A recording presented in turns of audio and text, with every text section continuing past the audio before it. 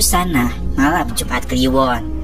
Setelah sukses dengan film remake pertamanya, Susana bernafas dalam kubur.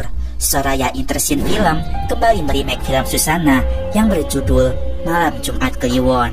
Masih diperankan oleh Luna Maya, sosok Susana kali ini akan diceritakan sebagai gadis muda yang sedang jatuh cinta. Namun kisah cintanya tak ujung manis, malah berujung tragis. Mamang berikan waktu kepada kalian buat siapin cemilan yang enak-enak biar makin enjoy nontonnya. Dan mari kita simak videonya. Hayu, luncur. Film ini dilatarkan pada tahun 1986 di daerah Jawa Timur. Ketika itu ada seorang gadis cantik bernama Susana. Ia terlihat sedang buru-buru karena ingin menyaksikan perlombaan kulat lumpur. Karena saat itu kekasihnya yang bernama Surya ikut dalam pertarungan itu.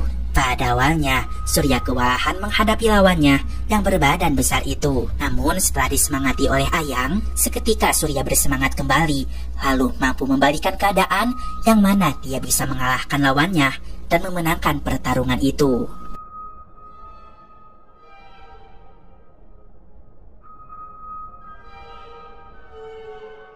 Surya pun diberikan seorang kambing sebagai hadiahnya. Surya berniat menjual kambing itu untuk menambah uang tabungannya agar bisa segera membeli cincin untuk melamar Susana. Air cinta berhenti menulis kata sampai kita bersama lagi. Ketika sampai di rumah Susana, mereka melihat anak buah Raden Aryo sedang menyiksa mendiang ayah Susana karena ia telah berhutang kepada Raden Aryo untuk bermain judi slur. Namun hingga saat ini hutang itu tidak pernah dibayar. Kami ditugaskan Raden Aryo untuk menagih hutang bapakmu.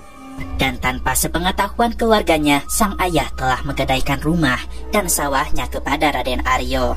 Ketika sebuah golok tajam akan menebas kepala ayah Susana, Surya pun menghentikan itu, lalu memberikan kambingnya sebagai itikat baik jika hutang-hutang itu akan dilunasi. Hutang bapakmu itu puluhan juta. Ambil, kambing saya ini. Mas, jangan. Kami akan kembali 3 hari lagi. Beberapa hari pasca kejadian itu, Susana beserta keluarganya diundang ke rumah Raden Aryo.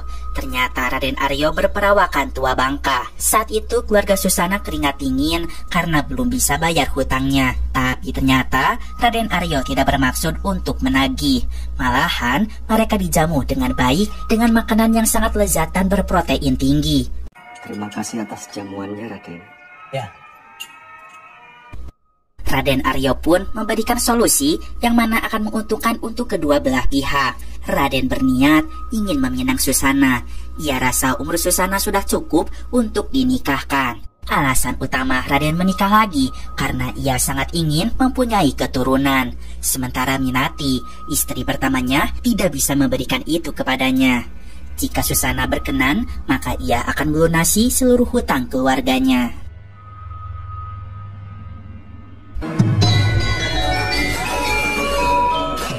Tidak ada pilihan lain, Susana pun akhirnya menikah dengan saudagar kaya itu. Surya tentu merasa sangat sedih.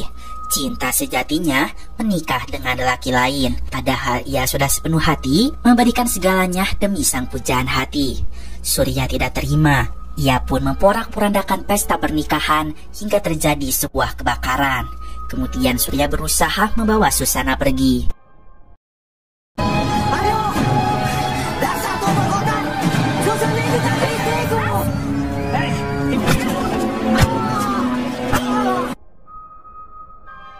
Setelah kejadian ironis itu, Surya pun ditangkap. Ia dihukum cambuk oleh Aryo karena telah berusaha merebut istri orang lain. Ketika itu Raden Aryo akan membunuh Surya. Susana menghentikannya. Ia meminta agar Raden melepaskan Surya, maka ia pun akan menuruti segala keinginannya. Aku akan menuruti semua permintaan kamu. Kamu janji turuti semua permintaanku? Surya pun dilepaskan. Resikonya Susana tidak bisa menolak apapun yang Raden inginkan, sehingga malam pertama itu pun terjadi.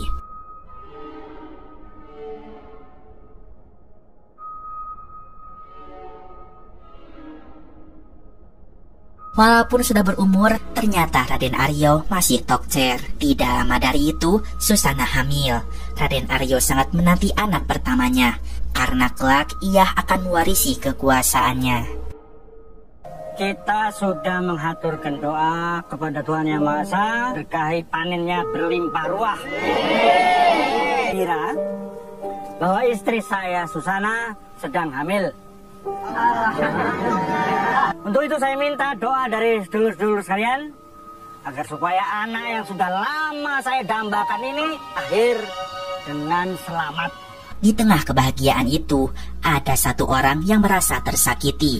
Tentu itu adalah Minati, istri pertama Raden Aryo. Ia tersisihkan hanya karena tidak bisa menghasilkan anak. Ia pun merasa cemburu kepada Susana karena Aryo terlihat cinta kepadanya. Padahal di perjanjian awal, tujuan Aryo menikah dengan Susana hanya untuk mendapatkan keturunan saja. Minati pun akhirnya pergi ke rumah dukun bernama Ki Jaya. Tak tanggung-tanggung, ia menginginkan Susana mati. Ki Jaya pun bisa mengabulkan permintaan Minati. Namun, ia harus mau tidur bersamanya dulu. Terpaksa Minati pun menuruti keinginan dukun cabul itu.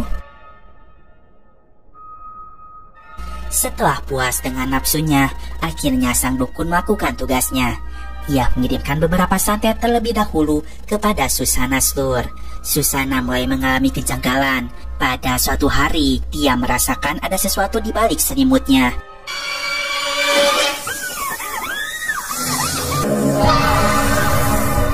Dan ini sangat mengkeengkan sekali, tiba-tiba terdapat banyak ular di kakinya Susana. Selain itu, ketika tengah minum secangkir es teh manis hangat, seketika muncul rambut yang sangat panjang dari dalam tenggorokannya. Hal itu cukup menyadarkan Susana bahwa ia berada dalam bahaya. Ia tahu dirinya terkena santet. Kemudian, dengan ditemani oleh pelayan setianya, yaitu Ratih, Susana pun pergi belanja ke pasar. Namun, tujuan utamanya adalah untuk menemui Surya yang merupakan kuli panggul di sana. Ketika itu mereka pun bertemu. Surya tidak mau melihat Susana lagi, lalu ia pun pergi menjauh. Namun ketika itu, Susana ingin memberitahukan suatu hal. Ia ingin Surya menolongnya. Ada sesuatu berbahaya yang tengah mengancam nyawanya. Setiap hari selalu ada hal aneh yang terjadi. Sepertinya aku disantet. Susana meminta tolong agar Surya membantunya dari teror santet itu.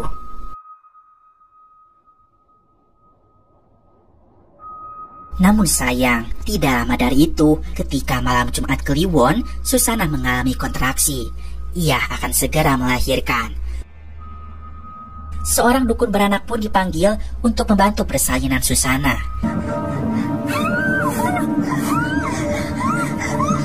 Tapi ada yang aneh ketika itu. Susana merasakan sakit yang teramat dalam pada bagian perutnya. Tentu ini tidak lazim, berbeda dengan ibu hamil lainnya.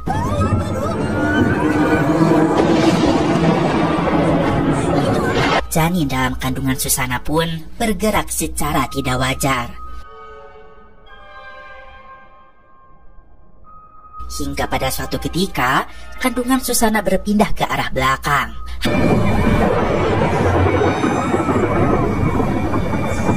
Hal itu membuat dukun beranak dan Ratih sangat ketakutan.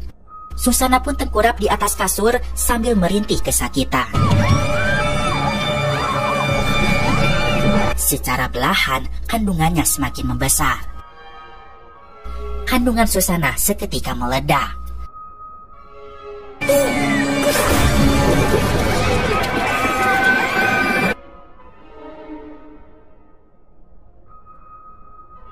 Susana pun tewas secara tragis di malam itu, sementara anaknya berhasil dilahirkan meskipun keluar dari arah punggung. Apa yang terjadi, Minati? Raden Aryo kebingungan dengan hal itu.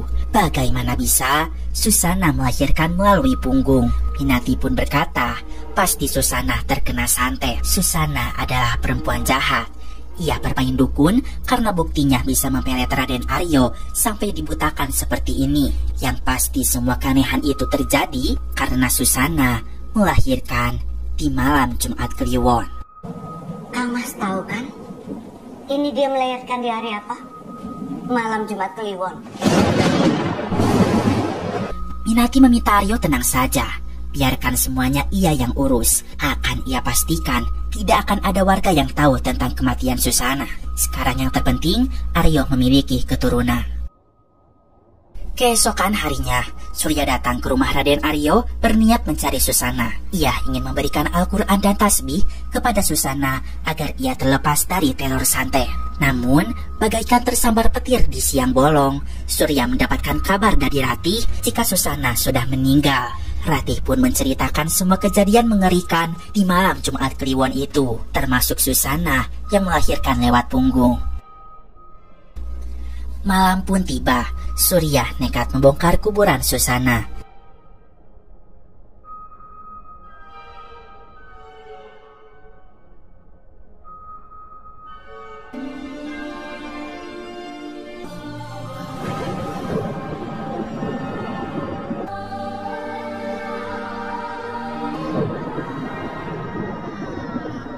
Kemudian ia membawa mayatnya ke tengah hutan.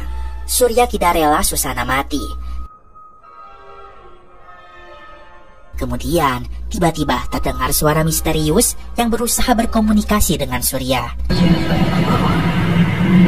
Tunjukkan dirimu. Mayat siapa yang kau bawa? Dia adalah mayat kekasihku. Kekasih? Siapa kamu? Namaku Samil. Ternyata itu suara sosok jin penunggu hutan yang bernama Jin Samil. Dia ingin menawarkan bantuan kepada Surya. Kau mau kekasihmu lagi? Kau mau kekasihmu lagi? Jin Samil bisa membangkitkan Susana kembali. Namun dengan syarat Surya harus memberikannya sebuah tumbal, yaitu bayi Susana yang baru saja lahir. Tanpa berpikir panjang, Surya menyetujui perjanjian itu, sehingga Susana pun bangkit kembali dari kematiannya. Susana. Ya. Mas Surya. Aku pikir aku sudah kehilanganmu selamanya, Susana. Aku di sini, Mas.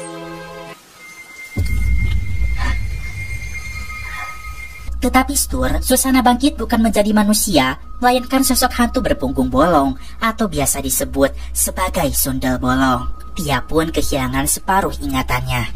Yang Susana tahu dirinya mencintai Surya dan tengah mengandung seorang anak. Susana pun seketika panik ketika menyadari dirinya tidak hamil lagi, tetapi anaknya tidak ada bersamanya. Suara anakku. Suara anakku. Kemudian terdengar suara anak bayi menangis. Lalu seketika Susana menghilang. Ternyata Susana pergi ke tempat suara bayi itu menangis. Suara itu berasal dari sebuah rumah warga. Dari balik jendela, Susana pun mengintipnya.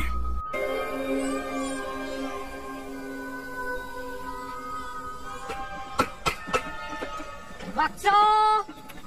Lalu, ada seorang tukang bakso yang sedang berkeliling. Dia sangat terkejut ketika melihat Susana dengan punggung yang bolong.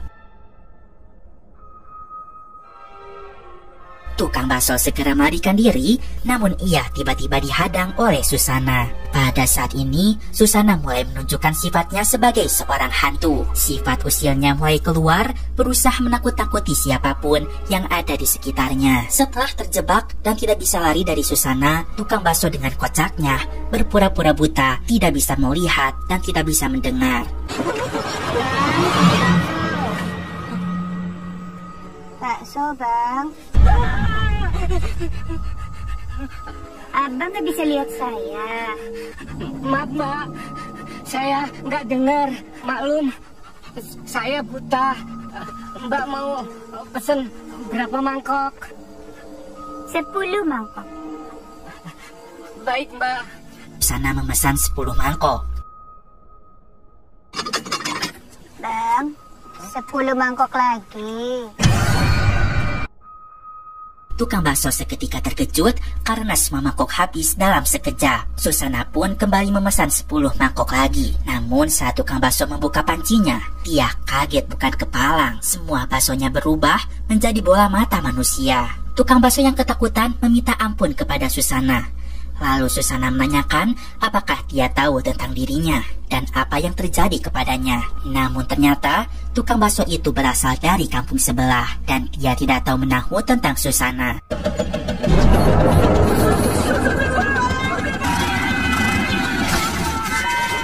Kemudian ia pun berlari terbirit-birit bersama dengan gerobaknya. Lama-kelamaan, teror hantu Susana telah menyebar di pelosok desa. Lucunya, para warga malah mengadukan kepada hansip kampung yang bernama Japrah dan Rojali. Mereka meminta agar kedua hansip itu menangkap sundel bolongnya. Surya kembali ke hutan dan mencari Susana. Mereka pun bertemu. Susana bertanya pada Surya apa yang sebenarnya terjadi. Kenapa dia bisa berubah menjadi sundel bolong? Surya pun akhirnya berkata jujur, lalu menceritakan yang sebenarnya terjadi. Diceritakan bahwa Susana telah mati disantet dan melahirkan dari punggung. Kemudian Surya mengatakan bahwa ia telah membuat perjanjian dengan Jin Samil untuk menghidupkan Susana kembali. Susana pun bingung mengapa Surya sampai melakukan hal itu. Surya beralasan bahwa dia ingin hidup kembali bersama Susana karena dia sangat mencintainya. Susana pun mulai menerima apa yang terjadi pada dirinya. Lalu sekarang ia pun menanyakan di mana keberadaan anaknya. Karena Susana terus saja menanyakan anaknya, maka keesokan harinya Surya menghampiri Ratih yang sedang berbelanja di pasar untuk meminta bantuannya.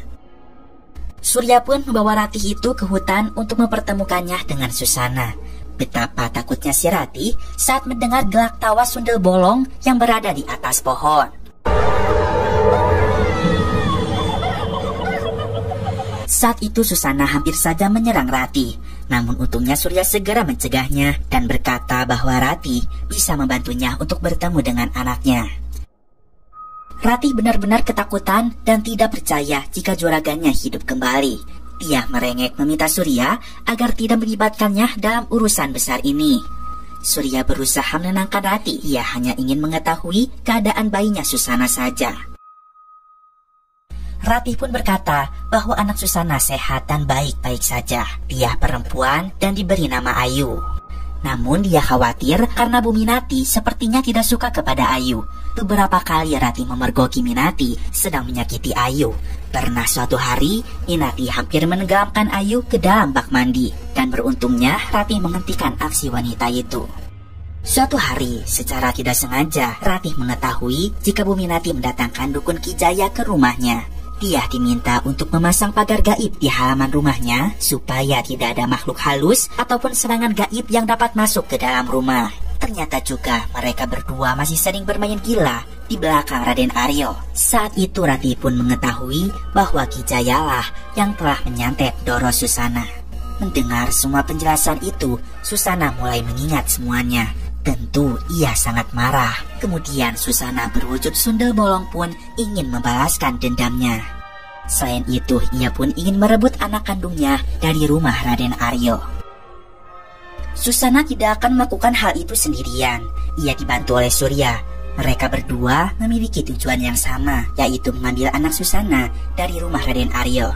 Susana tentu ingin menyelamatkan sang anak. Sementara tujuan Surya melakukan itu untuk diberikan kepada Jin Samil supaya Susana bisa tetap hidup.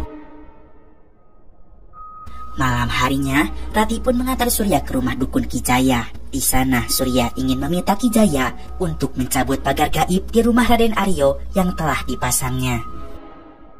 Sayangnya malam itu Susana tidak bisa menembus pagar gaib yang terpasang pula di rumah Ki Jaya.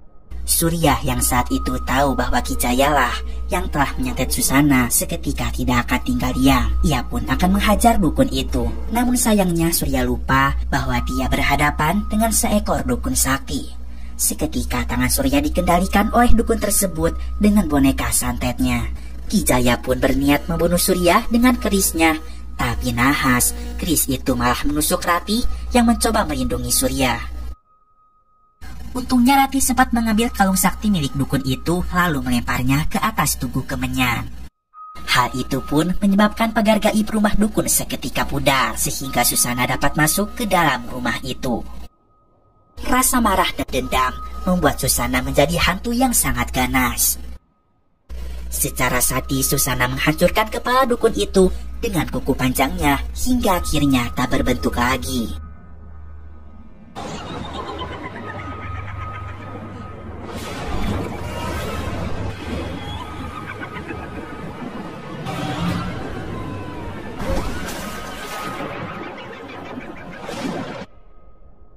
Di sisi lain, Rojali dan Capra sedang berusaha menangkap Sundel Bolong supaya dianggap sebagai pahlawan oleh warga kampung. Mereka telah menyiapkan jebakan kurungan ayam, berharap Sundel Bolong itu tertangkap ke dalamnya.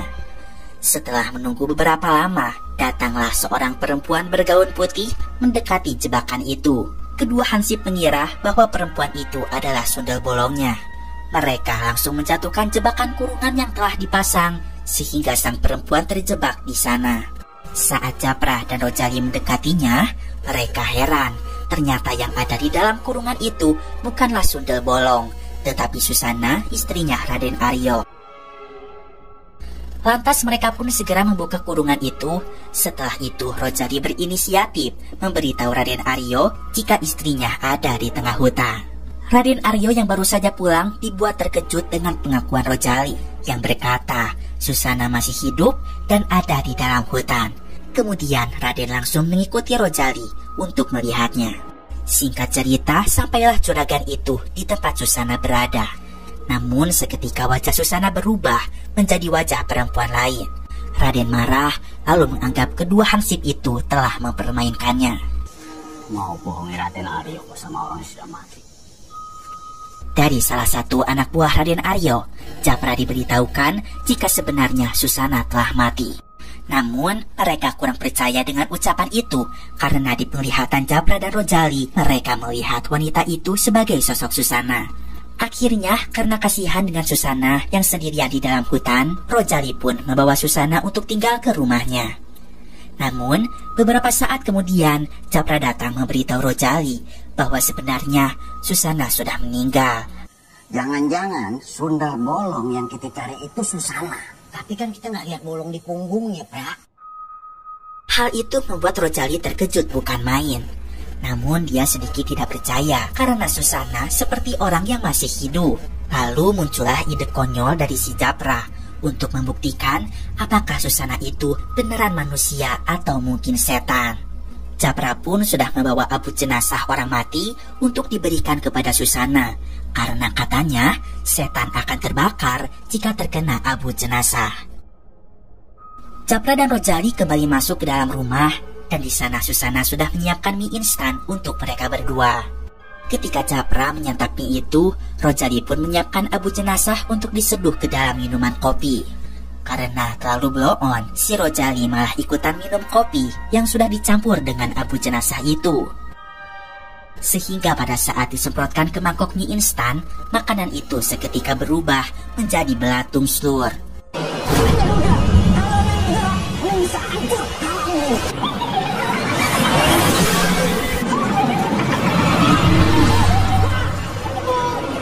Mereka yang ketakutan pun seketika berlari secara lunggang-langgang.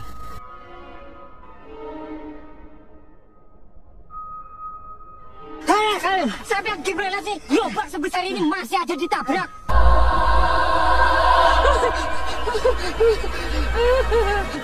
Sejak kapan buta? Permisi, Pak. Saat Susana sudah berubah menjadi Sundel Bolong, kemudian Surya datang dan menjelaskan kepada Capra dan juga Rojali bahwa Sundel Bolong itu memang benar Susana, istrinya Raden Aryo.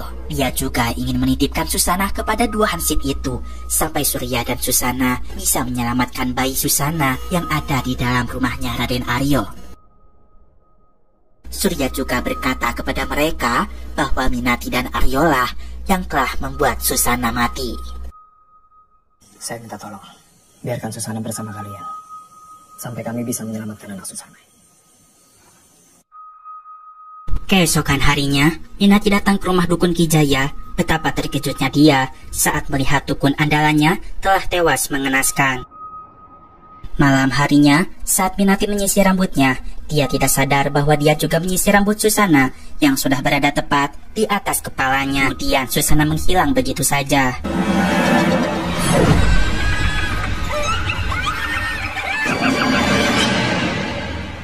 Namun, suara cekikan sundel bolong itu masih menggema di sana yang kemudian Susana muncul di hadapannya. Minati pun ketakutan dan meminta ampun, tapi dia disadarkan oleh Aryo yang segera datang. Dengan gugupnya, Minati menjelaskan bahwa dia telah diteror Susana dan dia meminta untuk segera dicarikan seekor dukun. Namun, Aryo tidak percaya apa yang dikatakan Minati. Minati lalu mengajak Aryo untuk melihat kuburan Susana yang ternyata memang sudah terbongkar. Ternyata sesuai dugaan Minati, Susana benar-benar bangkit dari kuburnya. Aryo lalu menduga Suryalah yang telah mencuri mayat Susana. Pada saat itu, Minati pun berkata jujur bahwa dialah yang telah menyantet Susana sampai mati. Dia takut Susana akan membalaskan dendamnya. Aryo lalu bertanya kenapa Minati sampai menyantet Susana. Minati mengatakan dia cemburu dan takut jika Aryo akan meninggalkan dirinya. Apa kamu menyantet Susana? Dan Susana semuanya jadi runyam. Mereka kemudian mendatangkan dukun lagi yang bernama Ki Sabrang untuk melindungi rumahnya. Dukun berambut putih itu memberikan sebuah cermin dan keris kecil kepada Minati untuk mencegah datangnya Susana lagi. Malam berikutnya dirayakanlah syukuran pesta panen. Japra dan Rojali yang sudah bekerja sama dengan Surya sudah berada di rumah Raden Aryo. Mereka berniatkan mengelabui anak buah Raden Aryo agar bisa masuk ke dalam rumah lalu mengambil bayinya. Kemudian kedua hansip itu membujuk anak buah juragan itu agar mau datang ke acara pesta syukuran. Berbagai cara mereka lakukan dan akhirnya anak buah Raden Aryo pun berangkat ke acara pesta itu. Sementara Surya yang sudah berada di acara pesta bekerja sama dengan seorang wanita untuk membuat para anak buah Raden Aryo mabuk-mabukan, sehingga Surya akan lebih mudah memasuki rumah Aryo.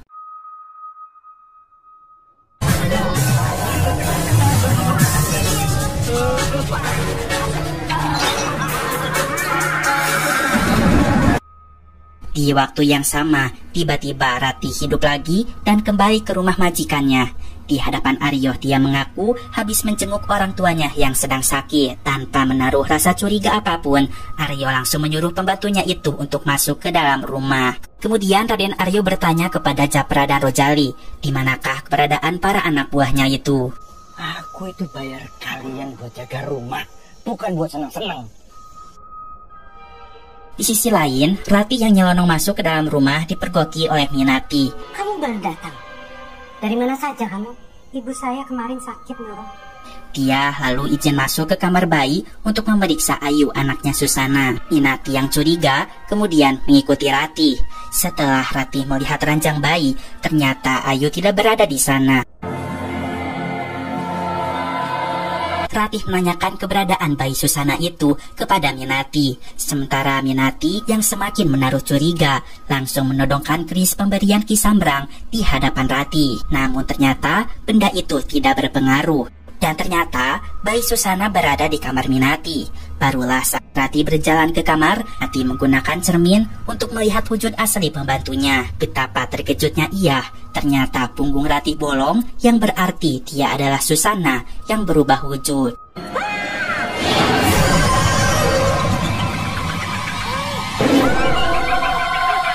Susana tertawa dengan kencang diiringi lampu-lampu di sekitarnya yang seketika pecah.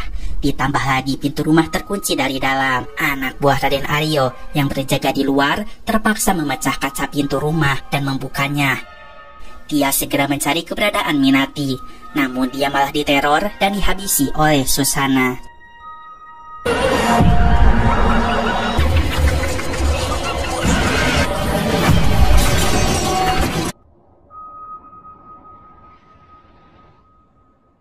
Sementara itu, Aryo dan Japra menjemput anak buahnya yang ada di acara syukuran agar segera pulang. Sesampainya di rumah, Aryo segera masuk untuk mencari tahu apa yang terjadi. Dia masuk ke kamar Minati dan menemukan bayinya masih aman di sana. Aryo pun menemukan istrinya yang ketakutan di kamar mandi.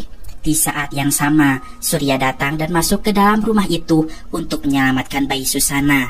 Namun dia malah bertemu dan berhadapan dengan anak buah Raden Aryo.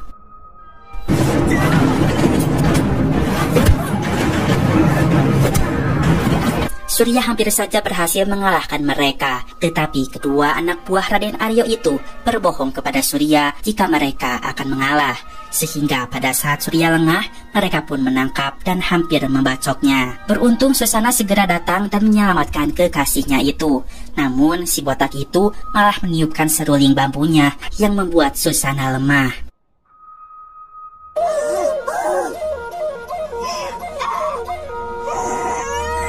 Namun Surya dengan cepat mendorong peniup suling itu sehingga Susana bangkit kembali dan menghabisi mereka semua. Setelah itu, Susana kemudian bertemu dengan Aryo dan Minati yang membawa bayinya. Minati mengancam akan membunuh bayi itu jika Susana sampai berani mendekatinya. Beberapa saat kemudian, Ki Sabrang datang dan melemparkan paku pada tubuh Susana. Sedangkan Aryo menembak sundel bolong itu hingga Susana tersungkur. Surya kemudian masuk dan menghajar Aryo dengan goloknya hingga jari-jari juragan itu potong. Jika Ki Sabrang siap menancapkan paku di kepala Susana, Surya yang bertarung dengan Aryo datang tepat waktu mengambil senapan milik Aryo dan menembak dukun itu. Tubuh Susana tiba-tiba melemah, sehingga Surya terpaksa mencabut paku-paku yang menancap di tubuhnya. Susana kemudian pulih kembali dan dia menancapkan salah satu paku itu di kepala Ki Sabrang, sehingga dukun itu menjadi tewas. Sundel bolong itu juga membunuh Aryo dengan senapannya sendiri. Sementara itu, Minati berusaha kabur dengan membawa bayinya. Akan tetapi, Susana tidak akan membiarkan wanita itu pergi begitu saja. Minati pun nekat melemparkan bayi itu dan untungnya Susana dapat menyelamatkannya dengan tumpukan jerami. Dia lalu memeluk bayi yang telah dilahirkan dari pengorbanannya. Dengar teriakan Minati, Susana meletakkan bayinya kembali dan mengejar wanita tua itu. Susana benar-benar murka. Dia membuat Minati tak berdaya dan tersungkur di bawah tanah. Sedangkan Surya segera menyelamatkan bayi Susana sambil menyaksikan adegan Minati dibantai oleh Susana. Minati dibuat mati dengan cara yang sama yang dialami oleh Susana, di mana Susana menjebol punggung wanita itu hingga tewas mengenaskan. Akhirnya dendam Susana pun dapat terbalaskan. Setelah itu Susana meminta bayinya dari Surya dan dia bahagia bisa berkumpul kembali dengan kekasihnya. Susana ingin Surya membunuh bayinya itu dengan golok yang dia bawa. Begitu juga dengan Surya sendiri, diminta untuk bunuh diri dengan golok itu sedur, agar mereka benar-benar bisa berkumpul bersama di alam yang sama pula. Susana mengatakan mereka tidak akan merasakan sakit. Surya pun bingung harus bagaimana. Dia tidak ada pilihan lain dan tak mungkin tega membunuh bayi itu. Sehingga sambil memeluk Susana, Surya terpaksa menancapkan paku dari Ki Sabrang tepat di atas kepala kekasihnya tersebut. Akhirnya Susana harus benar-benar meninggal untuk kedua kalinya.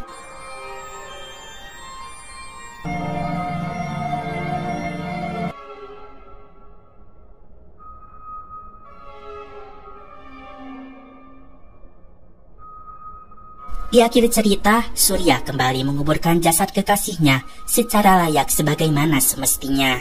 Ia juga rela membesarkan bayi yang dilahirkan Susana meskipun dia bukanlah anak kandungnya.